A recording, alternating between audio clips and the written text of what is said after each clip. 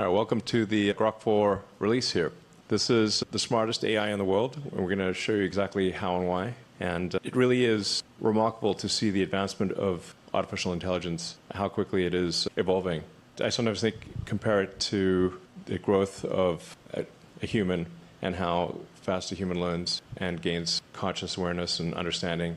And AI is advancing just vastly faster than any human. We're going to take you through a bunch of benchmarks that Grok 4 is able to achieve incredible numbers on.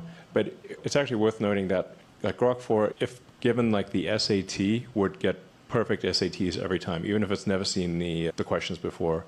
And if even going beyond that to say graduate student exams like the GRE, it will get near perfect results in every discipline of education. So from the humanities to like languages, math, physics, engineering, pick anything. And we're talking about questions that it's never seen before. These are not on the internet. And Grok 4 is smarter than almost all graduate students in all disciplines simultaneously. It's actually just important to appreciate that's really something. And the reasoning capabilities of Grok are incredible. So there's some people out there who think AI can't reason. And look, it can reason at superhuman level. Yeah, and frankly, it only gets better from here. We'll take you through the Grok 4 release and show you like the pace of progress here.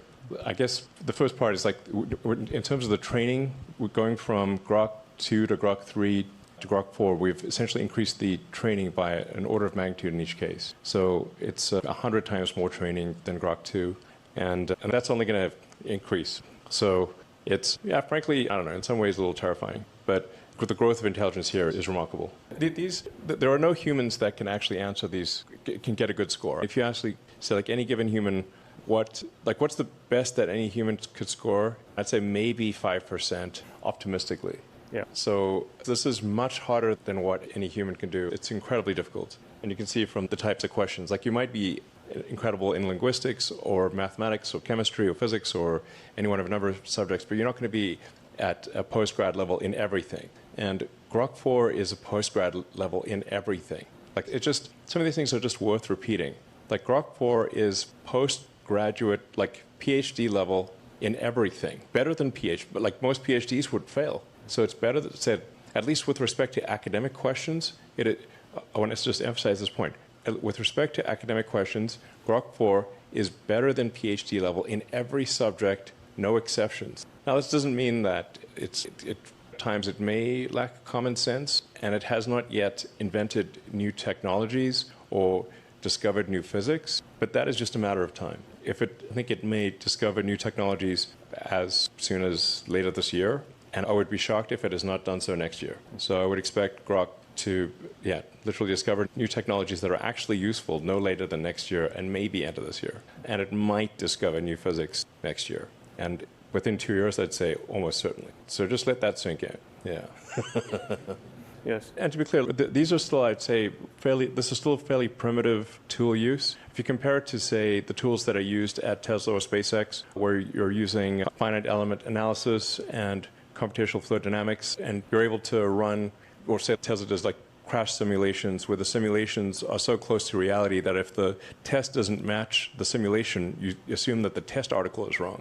That's how good the simulations are. So Grok is not currently using any of the tools, the really powerful tools that a company would use, but that is something that we will provide it with later this year. So we'll have the tools that a company has and have very accurate physics simulator. Ultimately, the thing that'll make the biggest difference is being able to interact with the real world via humanoid robots. So you combine Grok with Optimus, and it can actually interact with the real world and figure out if it can formulate an hypothesis and then confirm if that hypothesis is true or not. So we're really, think about like where we are today. We're at the beginning of an immense intelligence explosion. We're in the intelligence Big Bang right now. And we're at the most interesting time to be alive of any time in history. Yeah. Now, that said, we need to make sure that the AI is a good AI, good Grok. And the thing that I think is most important for AI safety, at least my biological neural net tells me, the most important thing for AI is to be maximally truth-seeking. So this is a very fundamental. Like you can think of AI as this super genius child that ultimately will outsmart you, but you can still, instill the right values and encourage it to be truthful, I don't know, honorable, good things. Like the values you want to instill in a child that would ultimately grow up to be incredibly powerful. Yeah. Yeah, so this is really, I'd say, we say tools. These are, I'd say, still primitive tools, not the kind of tools that serious commercial companies use. But we will provide it with those tools, and I think we'll be able to solve, with those tools, real-world technology problems. In fact, I'm certain of it. It's just a question of how long it takes. Yes, exactly. So is it just compute all you need, Tony? Sorry? Is it just compute all you need at this point? You need compute plus the right tools, and then ultimately to be able to interact with the physical world. Yes. And then we'll effectively have an economy that is ultimately an economy that is thousands of times bigger than our current economy, or maybe millions of times. If you think of civilization as percentage completion of the Kardashev scale, where Kardashev 1 is using all the energy output of a planet, and Kardashev 2 is using all the energy output of a sun, and 3 is all the energy output of a galaxy. We're only, in my opinion, probably closer to 1% of Kardashev 1 than we are to 10%. So like maybe a point or 1 or 2% of Kardashev 1. We will get to most of the way, like 80, 90% Kardashev 1, and then hopefully, if civilization doesn't self-annihilate, and then Kardashev 2, like it's the actual notion of a human economy, assuming civilization continues to progress, will seem very quaint in retrospect. It will seem sort of cavemen throwing sticks into a fire level of economy compared to what the future will hold. It's very exciting. I've been at times worried about, it seems like it's somewhat unnerving to have intelligence created that is far greater than our own. And will this be bad or good for humanity? I think it'll be good. Most likely it'll be good. Yeah. But I somewhat reconciled myself to the fact that even if it wasn't going to be good, I'd at least like to be alive to see it happen. We actually are running out of actual test questions to ask. So there's like even questions that are ridiculously hard, if not essentially impossible for humans, that are written down questions, are swiftly becoming trivial for AI. So then there's the one thing that is an excellent judge of things is reality. Because if physics is the law, ultimately, everything else is a recommendation. You can't break physics. So the ultimate test, I think, for whether an AI is, the ultimate reasoning test is reality. So you invent a new technology, say, improve the design of a car or a rocket, or create a new medication does it work? Yeah. Does the rocket get to orbit? Does the car drive? Does the medicine work? Whatever the case may be. Reality is the ultimate judge here. So it's going to be reinforcement learning, closing the loop around reality. So what we're saying is like a majority of the text-based of humanity's, scarily named Humanity's Last Exam, Grok 4 can solve. And you can try it out for yourself.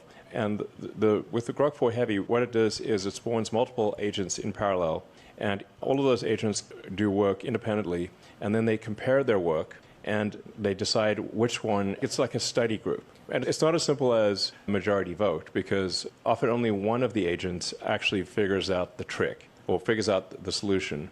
But once they share the trick or figure out what the real nature of the problem is, they share that solution with the other agents, and then they essentially compare notes and then yield an answer. So that's the heavy part of Grok 4, is where you scale up the test time compute by roughly an order of magnitude, have multiple agents tackle the task, and then they compare their work and they put forward what they think is the best result. Yeah.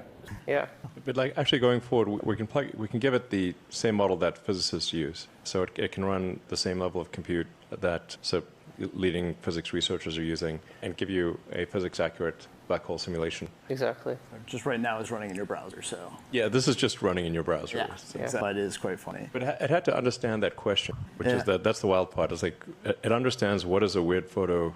What is a weird photo? Yeah. What is a less or more weird photo? It goes through, it has to find all the team members, has to figure out who we all are, it searches This X. is without access to the internal xAI personnel logs. It's literally looking at just at the internet. Exactly. So you could say like the weirdest of any company. Yeah. To be clear. Exactly. We're going to close the loop around usefulness as well. So it's not just book smart, but actually practically smart. Exactly. Yeah, we still so what is the biggest weakness of Grok currently is that it's partially blind. Its image understanding, obviously, and its image generation needs to be a lot better. And that's actually being trained right now. 4 is based on version 6 of our foundation model, and we are training version 7, which will complete in a few weeks, and that'll address the weakness on the vision side. Just really, we're going to get to the point where it's going to get every answer right in every exam, and where it doesn't get an answer, it's going to tell you what's wrong with the question. Or if the question is ambiguous, disambiguate the question into answers A, B, and C and tell you what answers A, B, and C would be with a disambiguated question. So the only real test then will be reality. Can it make useful technologies, discover new science? That'll actually be the only thing left, because human tests will simply not be meaningful. We did limit usage during the demo, so it didn't break the demo, because all this stuff is happening live, so there's nothing canned about any of the tests that we're doing. After the is done, we'll enable more subscribers for SuperGrok. So if you can't subscribe right now, just try in half an hour. It should work.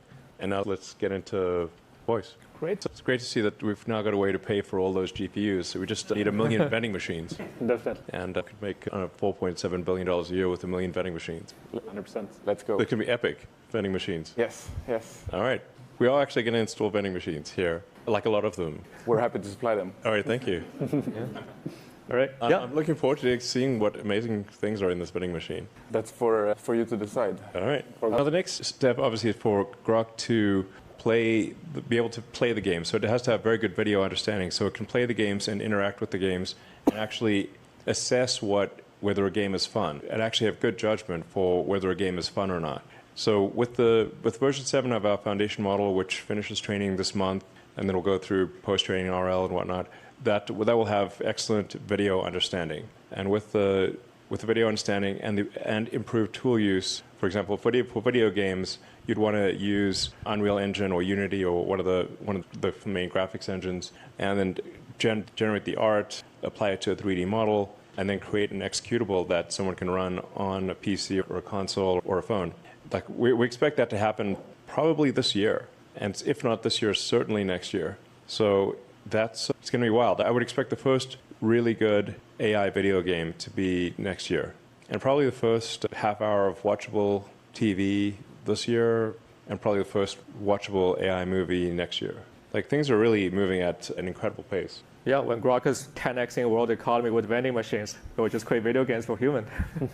Yeah, it went from not being able to do any of this really even 6 months ago to what you're seeing before you hear, and from very primitive a year ago to making a sort of a 3D video game with a few hours of prompting. Yep. I expect to be training a video model with over 100,000 GB200s, and to begin that training within the next 3 or 4 weeks. So we're confident it's going to be pretty spectacular in video generation and video. Let's see. So that's anything.